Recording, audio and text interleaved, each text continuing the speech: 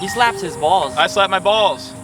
Do you slap your balls? I was slapping him today because of him. Yeah. That's Kundalini, that's Tantra, that's everything. Once you clean your cells and you detox, your body holds a different vibration. The more you keep doing that, the more your life is just going to pass through your hands, and you're just like, I have this money, I have this house, I have this car, but I don't have this. I don't have this heart, right? Women are getting super aggressive and masculine, and men are turning into Jerrys. Even more separation of poor, rich, and then extreme darkness and extreme light. The Hindus say that it stores astral light. Yeah, it's similar to a camel. They have like this crazy energy. Like, it's like, is that fat or is it like Astral light. it's astral light? What's up, guys? It's Christian and Tito. We're out here in the wild. We're having a good time. There's cows over there. There's cows everywhere behind us. There's trees still right now. There's no wind. The weather is humid here in Costa Rica, Dominical. Tide is up. Tide is up, high tide. And this video today, we go through a whole bunch of stuff. Tito and I are so stoked for you guys to watch it. Just jump right in. It's going to be about all sorts of esoteric thinking, everything from the pyramids to consciousness to what else do we talk about? Atrazine. Atrazine. You'll learn a ton of things. Slapping your balls. Slapping your balls. Microcosmic orbit. It's everything, guys, and you'll get stoked about it because these are things that we've learned and we love sharing it with you. So please subscribe and like and follow our journey for more. Follow Tito at Love for Giving. Love for Giving with the number 4. And we'll see you guys soon.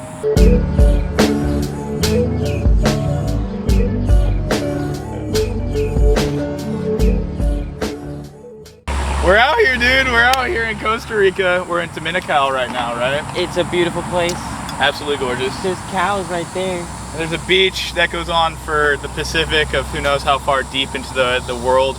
We don't even know what's over past the oceans. Nobody We're knows. told things. We know more about space than we do about the ocean. Yeah, apparently. or do we? Do we, right? Elon, what is he really shooting up in the sky? Is the moon landing real? These are questions we're going to be pondering in today's little chop up with Tito. Yes. And I'm Christian. Yep. And let's light this up. Let's get started on that. So we got some sacred tobacco intertwined with some little bit of some good quality cannabis to get our mind dome piece rocking and rolling with some extravagant, expressive thoughts.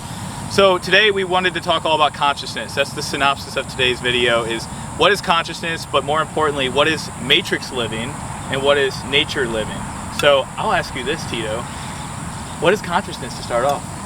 I think consciousness is just to be aware, like conscientious, to participate in like the moment, in the present moment, and like be like present and awake. You know, like conscious of what you're doing, like your actions, your words, like your emotions. Yeah, mindfulness in a way. Mindfulness. So not just having like an autopilot. Sounds like what you're saying is not having that autopilot, like full guiding force outside of you, which is also something that's important. But more importantly, having that that whole idea of you're creating your reality through choice and through action and direct thoughts versus having the thought loops control you from outside. Do you believe in free will? That's an interesting question. Yeah. Free will. I think Paramahansa Yogananda says the only free will that we have is to give our free will to God. I think there's both. Personally, I think there's both free will and then there's this guiding force. So in Stoicism, what I've learned, incredible work by Marcus Aurelius, he coins the whole idea in a lot of the great Stoics that there is this universal logos, and it's like the Tao, right? That guiding force, the Tao. And then there's this individualistic logos. And so the individualistic logos is that free will perspective, but intertwining in that is that guiding force. Like, you choose to go out of your house to pick up groceries at a specific time of the day because you need food, right? That's that, okay, spark of consciousness, I'm going to make this choice because I need food to survive. But then something rolls in like a big truck and cracks you in the side. You had no control over that, right? That's like that universal logos. There's beautiful stories throughout all of time of like magical things happening at the right moment and like teachers and their students reconnecting. But like in Hinduism, for example, there is the soul and then there's the super soul. But there are certain things that just have to happen in life and they're unavoidable. And there are some things that can be changed, but do we have free will? I think so. I think we have to believe that we can change something to participate in life, you know? Yeah. That's that freedom of choice, freedom of decisions. Now, this is where it's interesting because in today's world, we're having a lot of our brain capacity. Oh, we were talking about this last night. Right before sleep, we were up pretty late just going off on some interesting topics. And you brought up the whole idea of that movie. What was the movie reference of the guy getting his eyes implanted with all these thoughts? Oh yeah, it's Clockwork Orange. They cloned Tyrone. Is such a wild film. They put so much in there. They cloned Tyrone? They cloned Tyrone. Jamie Foxx is in it, and apparently some shit happened to Jamie Foxx like afterwards recently, and he got like sick, and apparently he got cloned. It's some weird stuff that's been said about him. So what we were talking about though specifically is like they were pinning him down and implanting his brain with visual stimulus, sounds, basically every sensation from the outside in, and which totally programs our reality because what we take in from the outside environment becomes our internal environment, right? Totally, yeah. That's why trauma exists and it gets passed down for generations. I made a video yesterday about being the big fish. Like, don't let your energy be changed by anything. You know, if you don't have a plan, you'll be part of somebody else's plan. Ooh. Like, just be a big force because there's so much disturbances in this world, and like if you don't have strong energy, you'll get just blown away. You need to hold it down and maintain a strong presence. Yeah, I go back to purpose quite a bit. With that being said, there's these 4 questions I return back to, and I help my clients on as well. Is what comes natural to you, what puts you into the flow state or the zone, and what activities or things in general did you enjoy as a child, as a kid? So those 3 questions can spark who you are really in depth, which can help you create and carve out your purpose. Because as you're describing, it sounds like you aren't just handed your purpose. We have this higher level intellect and intuition to create a purpose, right? We don't find a purpose, we create it from within. That's at least what I believe. I strongly believe that we have the capacity to create purpose, and God doesn't just give us a purpose, he gives us the intellect to create our own from within. And it's like the symbiosis of that guiding force we're talking about, the universe, and then this individualistic energy. Well, yeah, exactly. It's both, you know, and it's how we combine them to make something more worthwhile, more meaningful. That is what is like life. That's what it means to be human. Yeah. And in the universe, there's a law called the law of non-interference, which is like angels and higher powers, they can't interfere unless you ask for help and guidance and like support, because they love us so much that they'll let us have our choices and suffer if we want to, because we are made of light and darkness as human beings. We have both wolves inside of us, you know, that story of the Native Americans, like you have 2 wolves inside of you, and the one that wins is the one that you feed. And but so it's embracing the full spectrum of almost, this is what we were talking about too. I thought about this, it's like if you don't understand the darkness or the devil or hatred or evil, then you will never understand love and what true love and unconditional love is, right? Because do you agree with that, or what are your perspective on that? It's like the decision's already made. We chose to come into this life, right? That's what I believe. And we spend so much time wondering, like, what am I here for? Like, what am I doing? Like, we're here. Like, just be yourself. Like, yeah. What does being yourself mean? That's a deep question. Yeah, it is. Because there's so many levels of ourselves, and I feel like life in the beginning nowadays is undoing and like unbecoming, rather than like becoming something. You know, it's not that we have to become anything. It's we are so powerful already. Once we discover like what's inside of us, and we like remove all this excess stuff, like the parasites and the trauma, and like we just become more vibrant, because we are light, we are vibrant already.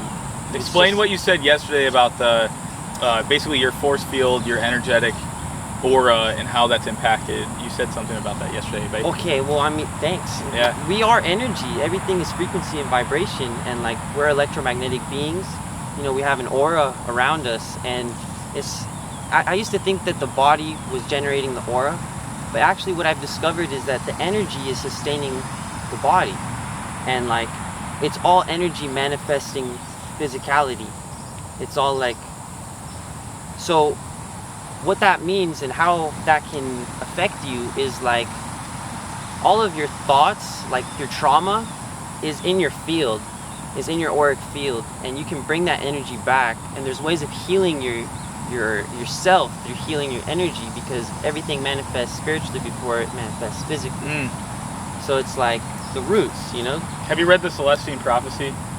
No, but I've heard of it. Yeah, they talk exactly about that. This guy ends up going on this crazy adventure. It's a great adventure book if you guys haven't read it, but it's all about how he ends up learning these insights, and there's 10 insights, and the government is trying to suppress them from reaching people's minds and them getting the energetic understanding of these insights, because the more that the people know of these insights and the true potential from within them, the less control they have by an external entity. Yeah, I mean, that's how they control us, is they control knowledge and resources and food, and that's how they keep us like controlled. Yeah, and I was expanding upon the control. I think one of the biggest troubles, you asked me that deep question, was it like that, what is the biggest problem you see that you can take advantage of out of all the things to make the biggest dent in society and what is going on energetically in the world?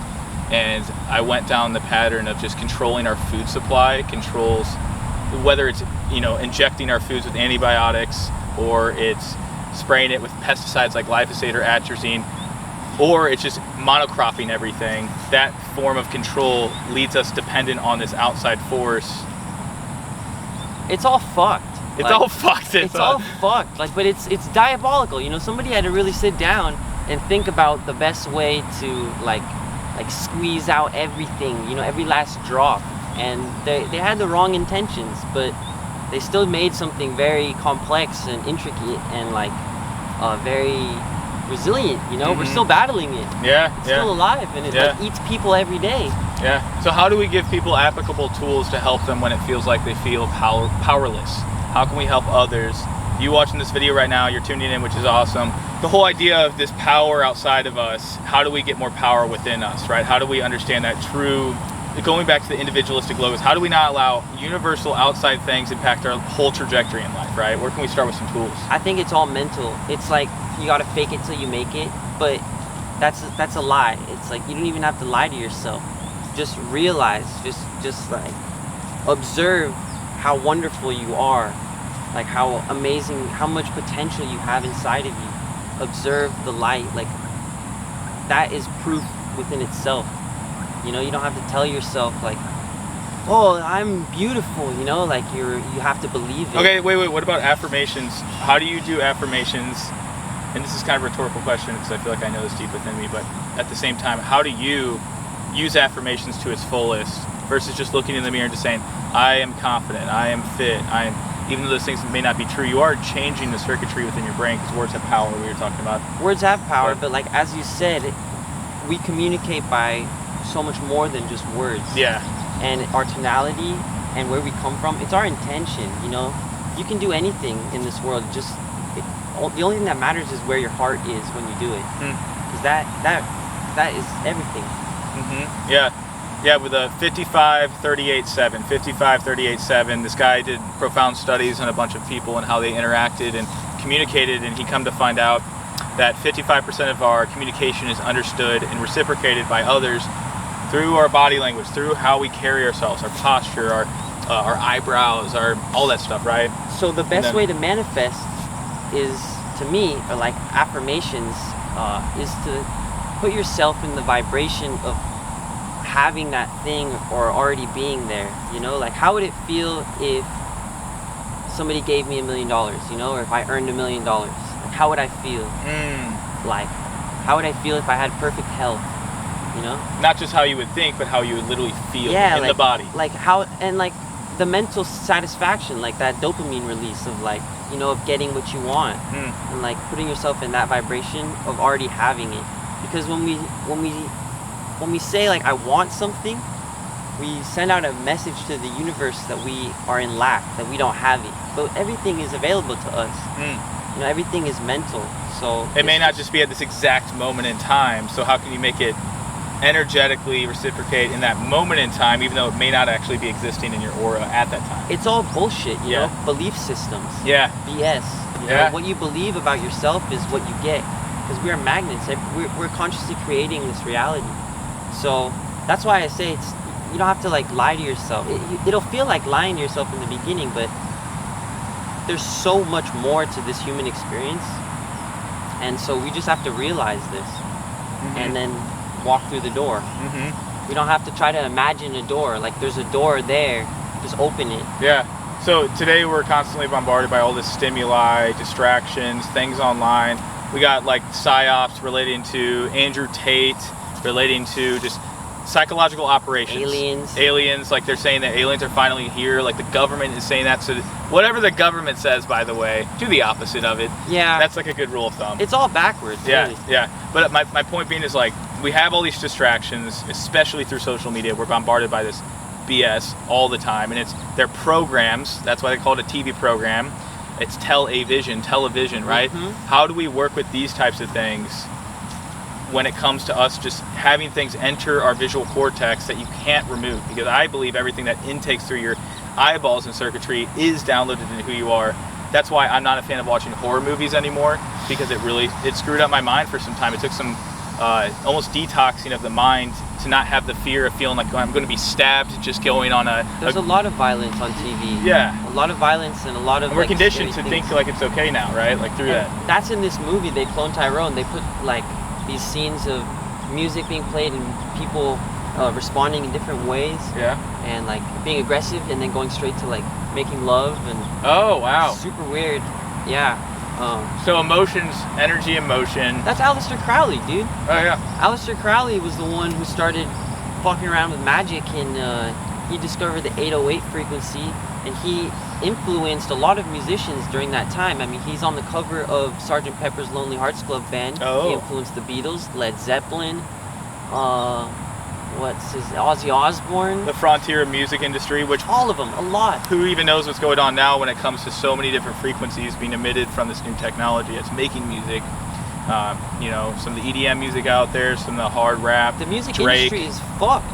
Yeah. It's the worst. Yeah, so like what we were jamming to on the way to the market this morning, we got some delicious foods, enjoyed, you know, some jackfruit. What did you get? What did you end up getting? Oh, I got a bunch of fruits because I freeze my fruit and make smoothies every week. I got there you go. star fruit, papaya, mangoes, watermelon.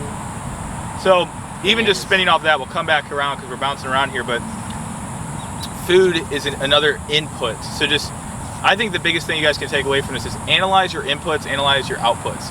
What are you taking in becomes what you put out, right? So if you're taking in crappy, highly processed, hyper palatable foods such as McDonald's, you're not eating the wonderful organic fruit, local if possible, you're supporting industries that are factory farm meats with the devastation and sadness implanted within this meat and these eggs.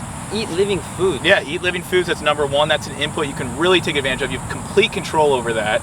Another thing is what you're seeing, what movies, what YouTube videos, and then what you're listening to, what is coming into the ears. We were just talking about the music industry. Is the music you're listening to empowering you in a way that makes you want to fuck bitches and get money, or is it empowering you in a way that makes you feel connected to love, right? That's what the 808 frequency is marry and reproduce. Oh, okay. Yeah. Oh, explain that a little bit more. It's like the survival. It's like put you in the lowest state of like, I need to reproduce, I need to... That's your only goal and objective in life. Yeah, it's just the lowest base instinct. Which is a beautiful thing to have, for sure. Build a family, make them be as powerful as a leader as you can, whether you're a woman or a man in the family, be the root, be the foundation, but have that as a goal, but don't make that the end, the means to an end, right? It's all about raising your vibration. Yeah, it's cool that you got energy there, but put it into your sacral, into your solar plexus, into your heart. You're getting into sexual energy. That's We're so detached from the root, guys. Yeah. The sacral lower chakras. He slaps his balls. I slap my balls. Do you slap your balls? I was slapping them today because of him. Yeah. So just going into esoteric things like that. The sacral energy, your balls, guys. If you're a man watching this, your balls, your testicles produce semen, which is a form of life source energy. If you're busting a nut all the time, which is easy to do now that we are being implanted with pornography, speaking of an input, we're not really connecting to that source energy. You can orgasm without releasing the semen. Crazy concept, right? And that's breathing it in through the spine, like you're saying, taking that sacral lower root energy, taking it up through the spine and bringing it up to the head. So you're bringing deep intuition, your gut instinct, your intuition down there, up into the brain. right? That's why the gut hosts 100 trillion bacteria and it packs all your thoughts and actions and emotions. So is that kind of what you're alluding to right there? Is like get that energy shit up, you know? Yeah, that's Kundalini, that's Tantra, that's everything, you know? Everything in life is going up and up. The darkness is receding, the light is constantly expanding. But that you were talking about Manta Chia, you know, the microcosmic orbit. Yes. Semen is the most vital fluid, and sexual energy is the most vital force that we have in the universe and in our bodies. One drop of semen is 6 drops of blood, and 1 drop of blood is 6 drops of water. So if you're releasing every day or twice a day or more than once a week, I say is a little bit starting to get into the excessive points. If the inputs from nutrition and low stress aren't there and you're just releasing all the time, you're releasing life source energy, which is creative energy, because sexual energy is creative, right? And this gets back to having holes in your aura, you know, like leaks in the dam, like a hole in your water bottle. You can't expect to ever get filled if you have a hole and you're constantly being drained and leaking. So that's why, you can get strong, but also work on your energy, protect your energy from disturbances. Right, yeah. Because there's a lot of distractions. Yeah. And meditation helps, but honestly, it's like your cells. Once you clean your cells and you detox, your body holds a different vibration. And the most fascinating thing I've come across now is biofield tuning. I mean, I'm already a Reiki master, and Reiki is really cool. It seems to work, But biofield tuning works by literally tuning your biofield. Like, we have a field of energy around us, and we can tune it with sounds and tuning forks. And when we put these sounds in different places around us, literally 5 feet around us in our auric field, it shifts our energy and it creates an effect. And this woman, Eileen McCusack, has studied all of the different places where it affects you. So she's developed a method. Okay. Yeah. So this method you're talking about right now, it's basically, it goes full circle into what we're saying. It's the yin and yang of life. What are you doing to maintain your yin energy in a go society that is hyper yang? I mean, my brain's going into a place where basically our society is there's demasculinization going on right now, and there's hyper feminine energy being pushed. Not the divine light of feminine energy, because there's shadow and light aspects of both, but this almost destructive form of feminine energy where it makes us feel excessively lazy. We're not feeling like we have the power or prowess to combat an outside force.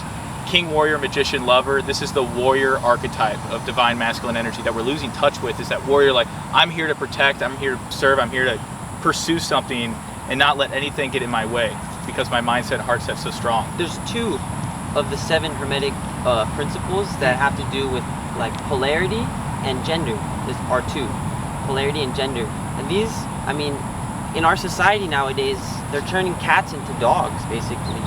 And that's a Steel Pulse line. But Steel Pulse? Steel Pulse? Yeah, Steel Pulse, yeah. Music, yeah. But yeah, women are getting super aggressive and masculine, and men are turning into Jerrys and beta males and losing their masculinity. And so it's the tables are turning, and that's not what's supposed to be, And everybody's also getting androgynous and losing their flair. Yeah. And so people are losing touch with their sexuality because there's not the same arousal there, they're not the same stimulus, and there's some confusion, and man, it's a wild time. And there's also atrazine out there. Yeah. There's so much affecting us. Atrazine's a pesticide, herbicide created by Bayer, Monsanto. Glyphosate's another notorious one out there. And It's basically they have many studies of low doses, the same amount you would find in just a typical tap water drink. Low doses of atrazine, they basically keep these frogs in these containers for a certain amount of time, and it quite literally demasculinizes. It turns male frogs into female frogs. Yes. Completely. And it's a chemical that we've created, manufactured by man, trying to play God. And that's why it's all mental. You literally just have to know what's right and understand that you might be sincerely fucked with, and be like Batman, and just fight that shit. Walk out of the darkness and fight everything until you literally heal yourself and detox yourself, and your body can start holding higher vibrations. And then you won't have to fake it till you make it. You won't have to lie to yourself and make believe that like you are good, or like you can feel good, or that you are healthy. Which that's what our therapy has shifted into nowadays too. We're so in the Western world, so onto, which is great, don't get me wrong, but talk therapy is over amplified, and we need as humans to really tap into this potential, I believe, to tap into somatic release therapy, or getting back into the body, not necessarily getting so thinking, because if we're so thinking about our problems, really they just need to be in touch with our body, you know, and they need to be implanted back into the body or brought up from the body, the lower root we're going back into, so that way we can actually understand the feeling, not just, or understand the feeling, not just feel like this is all a heady game, you know. And Buddha was all about the middle way. And actually I went to Bodh Gaya, and I've been inside the pyramid. Bodh Gaya is in India. It's where Buddha sat and gained enlightenment under the Bodhi tree. And it's not the same tree, but it's the child of the tree that was there, because that's a long time ago, but these trees last a long time. Anyways, I was walking around the tree, and I got 3 times around, and I really felt something. I like walked through some field of energy that was there, because he blew his mind. And it's like a nuclear explosion that like left radiation there. His enlightenment left an impact there, and I could feel it. And I got to go inside the pyramids. Oh wow! Actually, on my birthday in The pyramids of Giza you're talking about, like, yeah. 2019. Wait, what was the energy like there? What was it? In the pyramids? Yeah. I didn't feel anything. Like I couldn't. There was people. If you get a tour, a private tour with a guide, you can go inside alone and you can chill there for like 15 minutes. It's quiet. That's what you got to do. I just went in with a bunch of people. No, it's distractions. And they tell you, no stopping, no pictures, no meditating. Like, don't stop moving. Like, you can't, like, they don't want you to tap in. But apparently the pyramids aren't active because of the shift in the magnetic poles, or like the stars over the ages. Oh, I see. But if you take a neodymium magnet and you replicate where north was, you can activate the pyramids. Oh, so you could shift that energy into the pyramids again. So what do you think the pyramids do? What do you think, because I've looked into this stuff too, and it's mind-blowing. It's mind-blowing. It doesn't make sense, but at the same time makes complete sense. Not coming from a traditional textbook scientific background. Oh, not at all. This is very, very like next level thinking. Quasi. Who's the guy who was on Joe Rogan? He is huge. He's a master in the pyramids. You might know him. He has glasses. Graham Hancock. That's it, Graham Hancock. What was the book that he wrote? One of the bigger ones. Pyramid Power. Yeah. And here's a couple others as well that reference all this stuff. Have you read those? Have you looked into those? I have not, but I've seen pictures of Kirlian photography, which is cameras that can photograph the aura or the energy of things. And inside of pyramids, there's a vortex of energy being created above and below it. So like within the pyramid and like above the pyramid, there's like a vortex of good energy, and it's really good for us. What is the whole idea of like the deep chambers below in the in the pyramids? I've heard there's no scripture on the walls. There's absolutely nothing. It's just blank. There's some type of energy that was going on there. And then what is also expanding upon that in your like understanding of it is like, what exactly was going on with the whole idea of sacrifices, all that stuff? It's like today where I think that pedophilia might not be as a serious problem, and like all the sex trafficking things and the satanic things is what it really is like secret research and development, because they need bodies, they need like test subjects for all their new science. But you asked me about first, like the understanding of the deep caves. What were those for? Oh, right. So yeah. If you have any idea. I don't think it was anything like satanic or ritualistic or a tomb, or the pyramids of Giza lie directly on between 2 ley lines, which are like energy lines on the planet, like energetic like channels. Because the planet also has chakras. Like Mount Shasta in the United States is the root chakra. Mount Kailash in India is the third eye chakra. But so the pyramid is an energy device. That's very clear. It's a pyramid, and pyramids already generate energy. If you put sticks together, and create a pyramid, it's like doing something already. You wrap it with copper wire, even more. The cows are joining us. Cows are coming in. What a beautiful thing. These are Indian cows, Brahmin cows. They've got a hump on their back, and the Hindus say that it stores astral light. Yeah, it's similar to a camel. They have like this crazy energy. Like, it's like, is that fat, or is it like It's astral light. It's astral light. Yeah, just like each and every one of us are. Okay, but the pyramids are hydrogen-powered energy devices.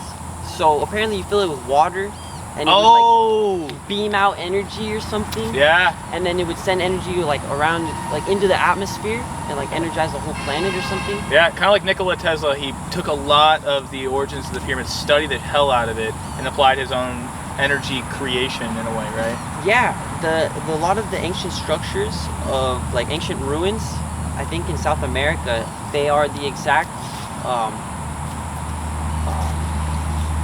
formation of a microchip.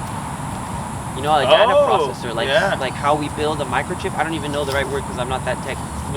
Yeah, I know what you mean. Just the linear patterns and everything. That was like the little boxes and the little like computer. Yeah. It looks exactly like the ancient ruins.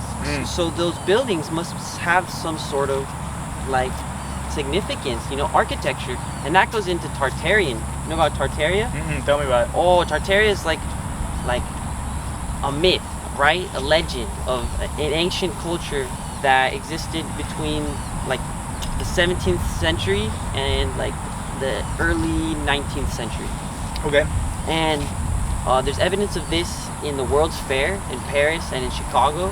They built amazing buildings out of plaster and hemp and all these things, and they've all been destroyed. And a lot of these fires that happen in our cities are like Chicago fire, you know, the great Chicago fires. They cover up all this architecture that used to be evidence of a highly advanced past, because nowadays things are being deindustrialized. Yep.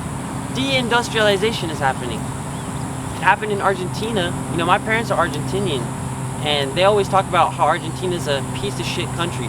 But if you go there and you have money and you're rich, it's great. That's like everywhere in the world now. Yeah, and so there's this divisiveness that keeps, it's like higher level power to where the quote unquote middle class is going to fade, the middle ground, and then there's just going to be even more separation of poor, rich, and then extreme darkness and extreme light.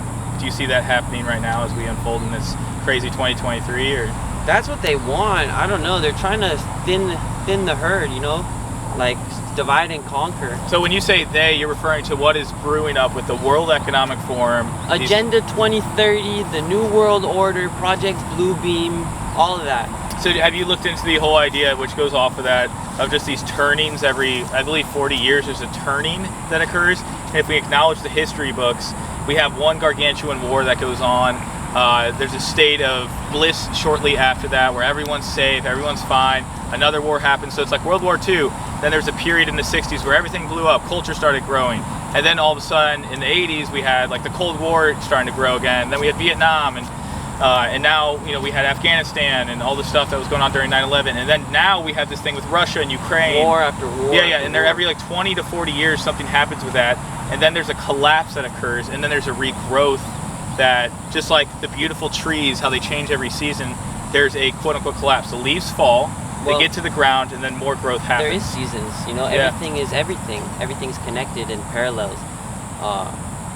There's seasons to time, and the Hindus talk about how right now we're in Kali Yuga, which is the age of disillusionment and like quarrel and strife and like destruction. It's the apocalypse. And we are going into the age of the golden age. Yeah. And it's that thing where it's strong men create good times create weak men men create hard times create strong men. Yep, I love that. Strong men just create. keep circulating. Yeah. Everything's cyclical in nature. I mean, look at our DNA. It's a freaking spiral, right? You know, we were talking about the spine and breathing from the root up. That's like everything you're pulling is cyclical. that in. Everything. But I think that we have to break out of certain cycles, and that's the biggest game that they have us on. That it is going to be happening all the time. Run this hamster wheel for me. Yeah. So it's going back to the basics, the foundations. Like, let's take all this stuff we talked about so far, Tito, and how do we create the best kick-ass, beautiful life? And one thing I like to go back to is the balance of matrix and nature. We were going to go into this a little bit more in depth, is nature living. We're here right now. We were talking about we're barefoot. We have beautiful cows roaming behind us. We have the ocean. We have the elements. We are expanding our vision farther away than having our phones in front of us and looking at things close. That's nature living in my eyes. It's eating the whole foods. It's supporting organic. It's connecting with people in a way that's very primal, per se. And so that's nature living. How would you describe the opposite, perhaps, with matrix living that you're seeing emerge? And then what can we work with that? We'll talk about that later. Well, I mean, the matrix living to me is the conveyor belt lifestyle, you know, going to school, getting a job, getting married, getting a car, getting a house, having kids, retirement. Staying in your neighborhoods, which are boxes just like the school classrooms. Yeah. Facing all one way. Getting a job at a desk. Linear. Yeah. Just there. And I mean, I would say that if you're in the thick of it, like, nobody around you, it's most likely that they won't understand what you mean when you say what comes from out of your heart, because they don't have their heart there to like receive it. So just work in the shadows, honestly. Do what you need to do. Don't tell people your plans, show them your results. Ooh. And like get out of Dodge, you know, because Jiddu Krishnamurti, it is no measure of health to be well adjusted to an insanely sick environment. So get out of these toxic environments is number one, if you can. And then... Which would be what? What would be an example of toxic environments that people can relate to? Well, like overhead sprays, people yelling at you, crime, loud noises, you know, everything. Simulation of a city. There's concrete jungle versus like the actual natural jungle, right? Right. Yeah. Take care of your health. Really take care of your health, because that's all we have. Yeah. At the end of the day, health is quote unquote wealth, as they say. Is so cliche, but it's true. Like, would you rather be, for instance, speaking of health, because as we get older, we age, would you rather be extremely wealthy old man, 60 years old plus, or would you rather be a broke, $0 young man? The answer obvious to all of us, we would choose the latter, the young man who is void of any money or financial fiat, materialistic stuff. So that goes back to time being our biggest asset. And so the more you delay and procrastinate habits that are not serving you and you're just brushing them off like it doesn't matter, I feel like shit doing this later on. In the moment, I love the pleasure. The more you keep doing that, the more your life is just going to pass through your hands, and you're just like, I have this money, I have this house, I have this car, but I don't have this. I don't have this heart, right? Right. Yeah. It's really something to have your innocence and your integrity and your honor and your dignity and your soul. These are things that are priceless, and they mean more to me than the world. So that's some of your core values then, because I think going back to purpose in the beginning, we were talking about... That's why I didn't get vaccinated. Yes, neither did I. Like, woo! We're actually... Yeah, we can go into that. If you did get vaccinated, though, just understand it's not the end of the world unless you think that way, right? So you can look back on that and be like, man, things are coming out. People are having heart attacks, all this stuff. We're coming out with the truth. Truth always prevails. If you're discovering that and you're worried, don't be worried, because that's bringing that shame and guilt to a lower frequency, and then you're more likely actually going to have the issues happen to your health, right? So vibrate above that frequency of what was injected in your body that should not have been there, right? Vibrate above that. Okay, I want to take the second to tell you about orgone pyramids and tensor technology. Orgone accumulators. Orgone is a type of energy that is available everywhere, and it's very good for us. How do you spell that for them? O-R-G-O-N. Orgone. Mm-hmm. Yeah. E. Maybe there's an E on the end. And if you have these, you leave them in your environment, they transmute the electromagnetic frequencies, and they help maintain good chi in your field. And tensor rings actually is just copper wire, one piece of copper wire bent on itself, so you have positive and negative, twisted, and then it's like at a super specific length. And these things improve our energy field. They improve our energy fields. This is just a ring though. Now this ring right here is just a simple copper ring, and it's twisted up. It was made by my friend Copper Aura Rings on Instagram. Check him out.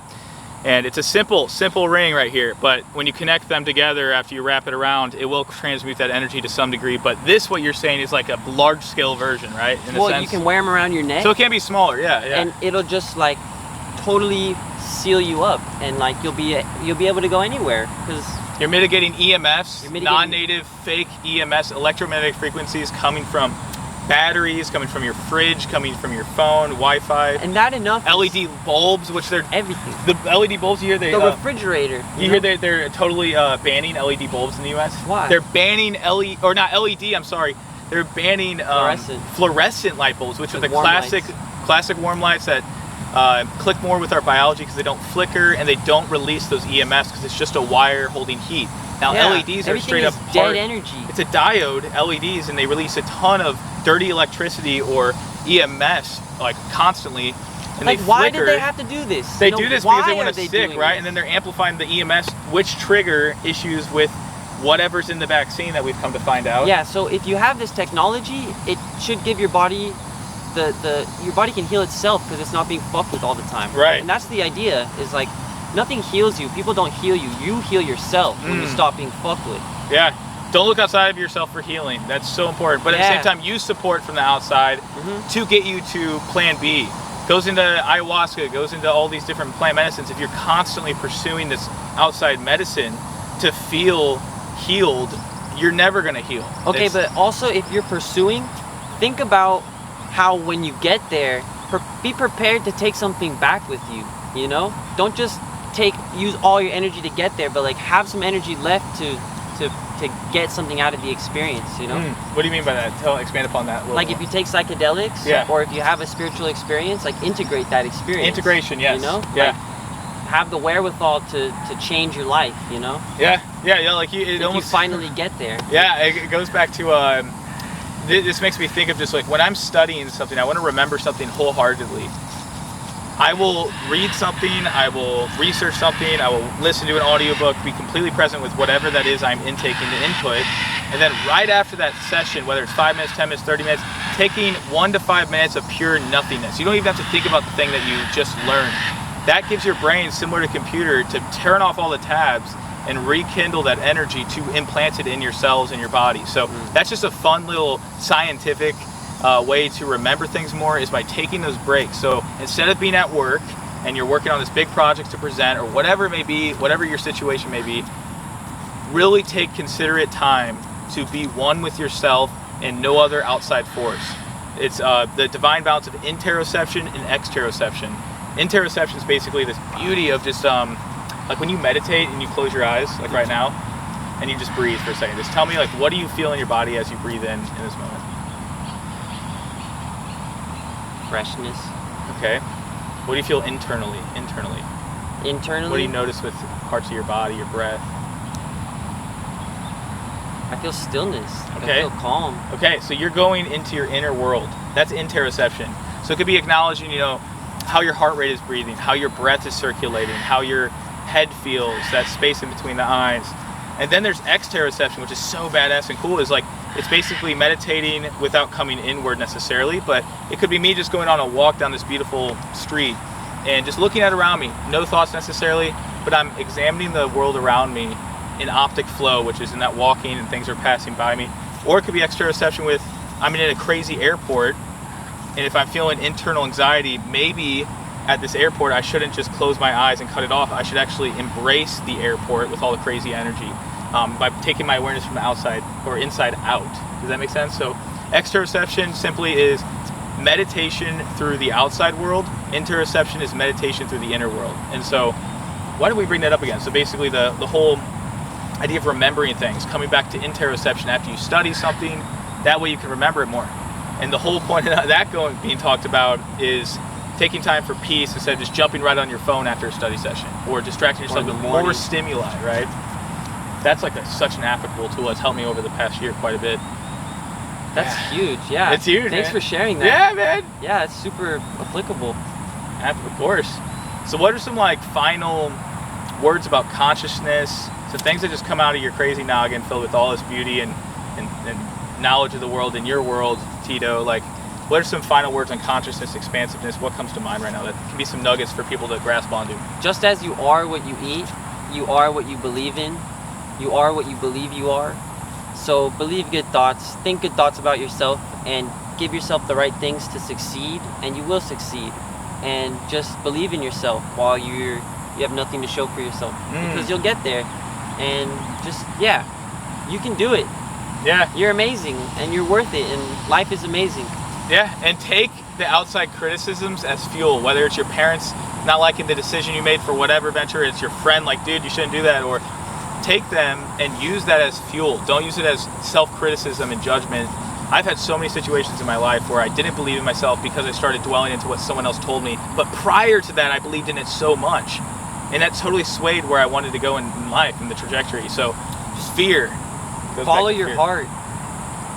Follow the heart. You know, because it's the same thing as fear. In psychology, they say we're supposed to like go into the area that scares us the most. Yeah. And that's our area of growth. And it's like when our heart starts beating, just follow your heartbeat. Yeah, I love that. Yeah, controlling the mind with the body versus having the mind be controlled by the mind. It's so hard to do that. So it sounds like the whole thing we're grasping here is your consciousness is in your cells, it's in your body.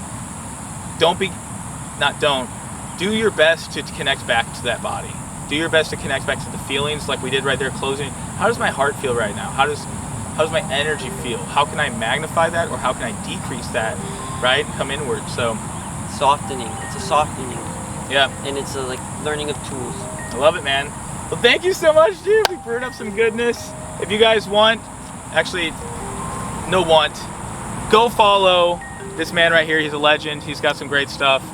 Like, what are you sharing on your channel, Asian? I'm sharing everything. I'm talking about like, you know, Atrazine and psychedelics and psyops and, you know, health tips. Yeah. I'm just putting the truth out there. I'm trying to inspire authentic expression. My channel is Love for Giving with the number 4. So that's love with the number 4, giving. I love it, man. Is there any other things that you're working on right now besides this building? Is there anything you'd like to share? I just published a book on Amazon. It's called A Bubble Under Siege. It's 55 poems written by me. Yeah. A bubble under siege. Under siege. Siege. Oh, it's being seized. Yeah. Okay, wow. I love that. Okay, guys. Thanks again. Stay radical, stay groovy. You know, let's keep going on this health hike. There's only so much we can do and control. Go back to what you have most control over, which is your actions, your reactions of the outside world. That's that's the basic idea of stoicism, and I'm huge on that. Subscribe, like, and follow for more. Well, following and subscribe, but you know, if you subscribe, follow along with the journey. Don't just subscribe. We appreciate you guys, and we'll see you on the other side.